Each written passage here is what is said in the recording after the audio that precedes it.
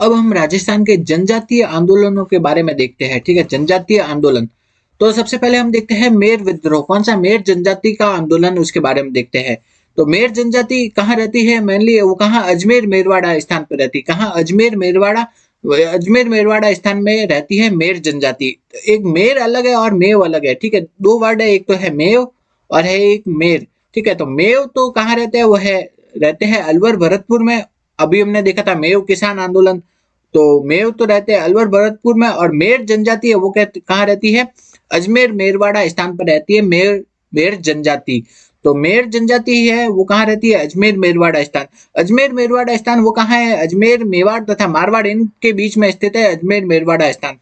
और वहां पे कौन सी जनजाति रहती है? मेर जनजाति।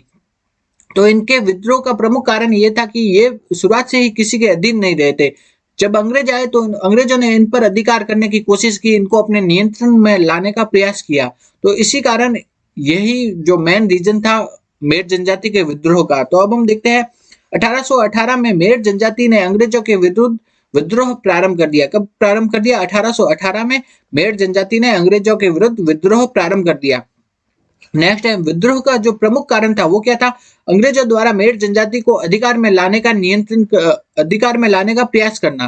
तो अंग्रेजों द्वारा मेर जनजाति को अधिकार में लाने का प्रयास किया जा रहा था, जिसके कारण ही मेर उनसे नाराज हो गए और उन्होंने अंग्रेजों के खिलाफ विद्रोह कर दिया। नेक्स्ट हम देखते हैं मेर विद्रोह को नियंत्रित करने हेतु मेरवाड़ा बटालियन मेरवाड़ा बटालियन की स्थापना कब की गई? वो है 1822 में।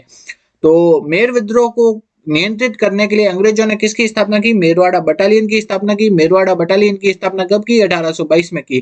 तो मेर जनजाति के विद्रोह को नियंत्रित करने के लिए मेरवाड़ा बटालियन की स्थापना कब की गई?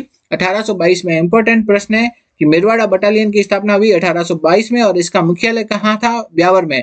तो मेरवाड़ा बटालियन की स्थापना हुई 1822 में और इसका मुख्यालय था कहाँ? ब्यावर में। नेक्स्ट हम देखते हैं भील विद्रोह। भील विद्रोह के बारे में देखते हैं। तो 1818 में उदयपुर के भीलों ने अंग्रेजों के खिलाफ क्या कर दिया? विद्रोह कर दिया।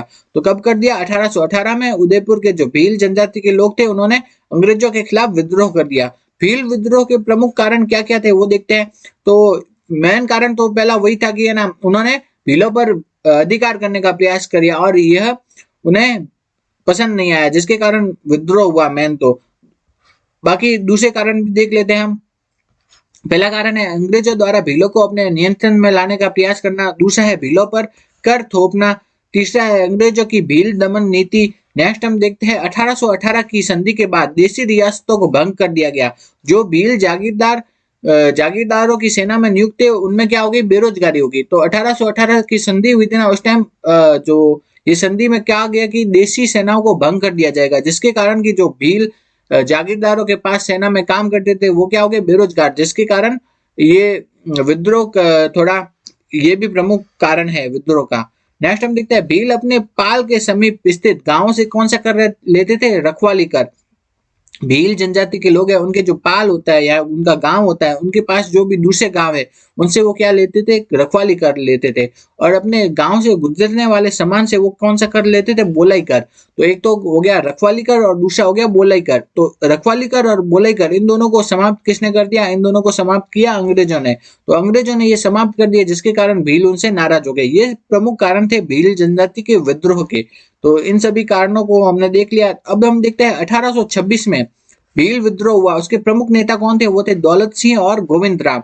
1826 में हुए भील विद्रोह के प्रमुख नेता थे दौलत सिंह और गोविंद राम। कौन थे? दौलत सिंह और गोविंद राम।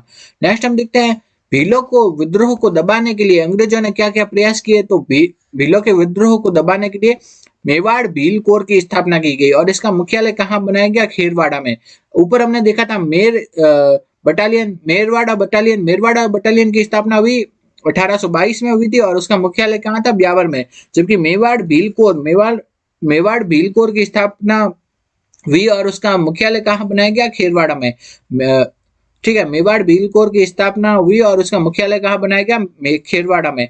नेक्स्ट है अंग्रेजों ने भील क्षेत्र में दो छावनियां स्थापित की। कहाँ कहाँ पे? पहली तो खेरवाड़ा में, दूसरी कोटड़ा में। कहाँ? खेरवाड़ा और कोटड़ा में। नेक्स्ट है 1881 में सबसे भयानक भील विद्रोह किस स्थान पर हुआ? ये प्रश्न पूछा गया है। इंपॉर्टेंट है। 1881 में जो सबसे भयानक भील विद्रोह हुआ वो हुआ बारापाल स्थान पर। कहा? बारापाल स्थान पर 1881 में सबसे खतरनाक भील विद्रोह हुआ। नेक्स्ट है 1881 के भील विद्रोह के जो प्रमुख नेता कौन थे? वो थे गामेती, नीमा, खेमा और जोईता। 1881 के भील विद्रोह के प्रमुख नेता कौन थे? गामेती, नीमा, खेमा और जोईता। अब नेक्स्ट हम देखते हैं भील जनजाति है उसके है ना उत्थान के लिए जो काम करने वाले व्यक्ति है उनमें दो व्यक्तियों का नाम सबसे प्रमुख आता है। एक तो है हो गए गोविंद गिरी और दूसरे हो गए मोतीलाल तेजावत। तो ये तो बहुत वेरी वेरी इंपॉर्टेंट है ये टेबल, ठीक है। तो इससे प्रश्न बहुत आने की संभावना है, पूछा जाता है बार बार। तो भील जनजाति के उत्थान के काम करने वाले दो प्रमुख नेता कौन है? एक तो गोविंद गिरी, दूसरे मोतीलाल तेजावत। सबसे पहले हम गोविंद गिरी को देखते हैं। गोविंद गिरी का जन्म हुआ डूंगरपुर के बेड़सा गांव में। कहाँ हुआ था? डूंगरपुर के बेड़सा गांव में। पूछा जाता है कि गोविंद गिरी का जन्म कहाँ हुआ? डूंगरपुर के बेड़सा गांव में। गोविंद गिरी कौन सी जाति के थे? बंजारा जाति के। ये प्रश्न भी पूछा गया है। गोविंद गिरी कौन सी जाति के थे? बंजारा जाति के। गोविंद गिरी ने संप सभा की स्थापना की तथा भगत आंदोलन चलाया। किसकी स्थापना की? संप सभा की स्थापना की और भगत आंदोलन चलाया गोविंद गिरी ने। संप सभा की स्थापना उन्होंने 1883 में की। नेक्स्ट हम देखते हैं गोविंद गिरी के गुरु का नाम साधु राजगिरी था और उनके शिष्य का नाम जो प्रमुख शिष्य थे वो थे पूंजा धीर जी। कौन थे? पूंजा धीर जी।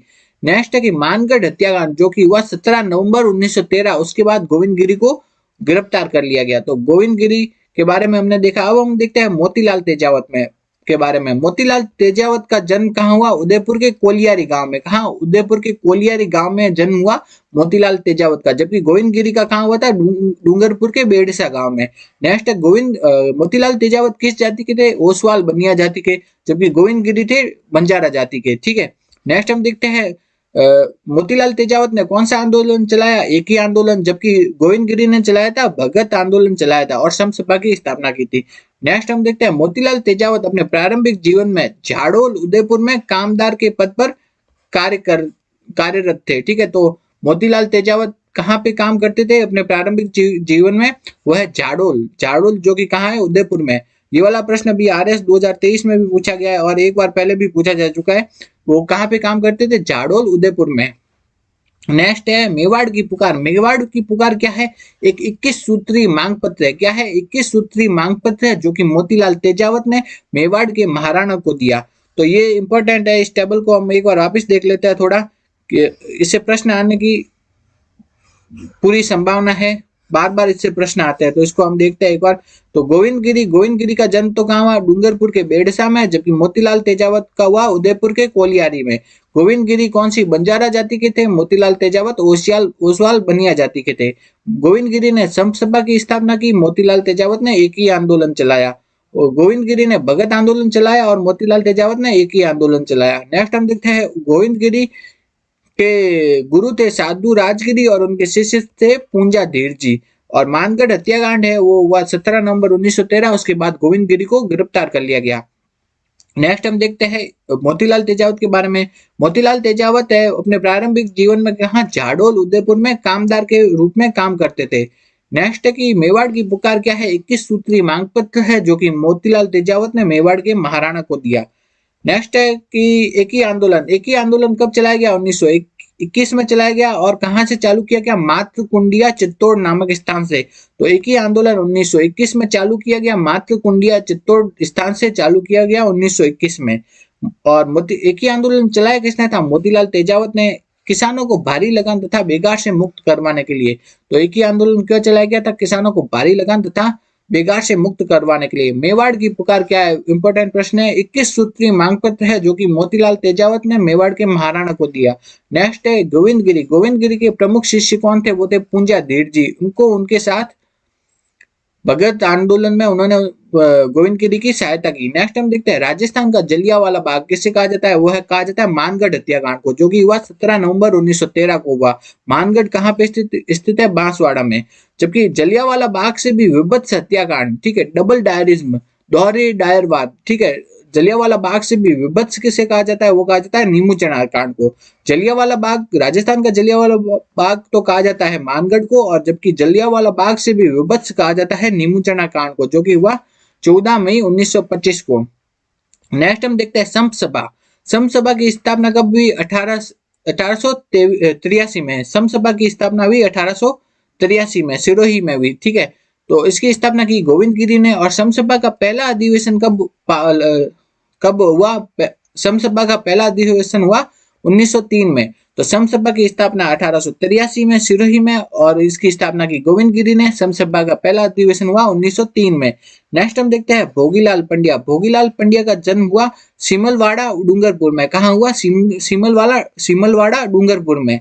ठीक है, नेक्स्ट भोगीलाल पंड्या को क्या कहा जाता है? वागड़ के गांधी कहा जाता है। तो वागड़ का गांधी किन्हें कहा जाता है? भोगीलाल पंड्या को। और भोगीलाल पंड्या ने हरिजन सेवा समिति 1935 में इसकी स्थापना की। हरिजन सेवा समिति की स्थापना डूंगरपुर में किसने की? वो की भोगीलाल पंड्या ने।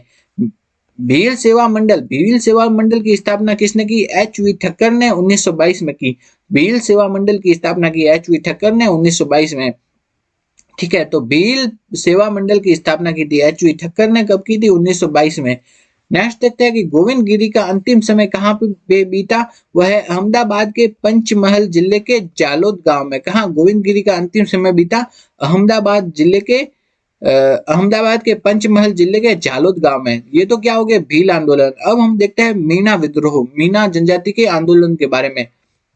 मीणा जनजाति के विद्रोह के बारे में देखते हैं। नई भूमि तथा राजस्व व्यवस्था के खिलाफ कहाँ के मीणाओं ने विद्रोह कर दिया? तो जहाजपुरा उदयपुर है, उदयपुर में एक स्थान है जहाजपुरा, वहां के मीणाओं ने नई भूमि तथा राजस्व व्यवस्था है उसके खिलाफ विद्रोह किया। कब? 1851 में। कब? 1851 में नई भूमि तथा राजस्व व्यवस्था के खिलाफ जहाजपुरा उदयपुर के मीणाओं ने विद्रोह कर दिया।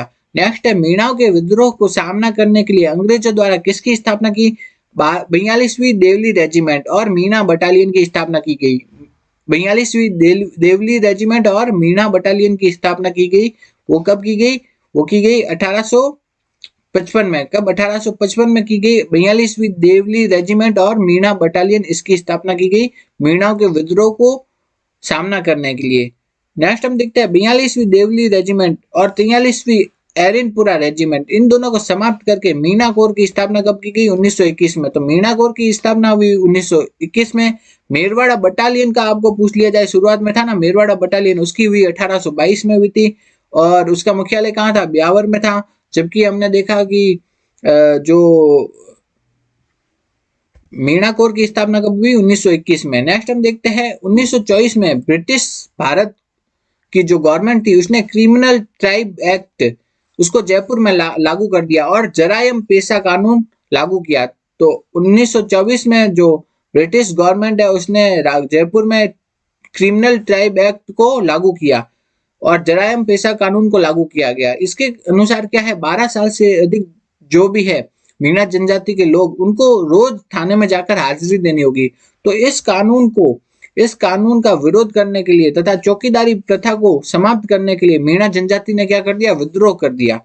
कानून के विरोध में मीणाओं ने कौन सी? मीणा क्षेत्रीय सभा की स्थापना की 1933 में।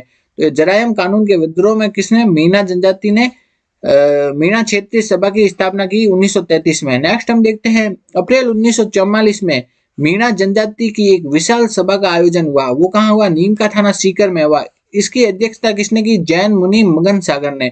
तो अप्रैल 1943 में मीणा जनजाति की एक विशाल सभा का आयोजन हुआ नीम का थाना सीकर में और इसकी स्थापना किसने की? जैन मुनि, इसकी अध्यक्षता की जैन मुनि मगन सागर ने। तो अप्रैल 1944 में क्या हुआ? कहाँ पे हुआ? नीम का थाना सीकर में और इसकी अध्यक्षता की जैन मुनि मगन सागर ने। मीणा जनजाति के प्रयास से 1952 में जाकर इस कानून को रद्द कर दिया।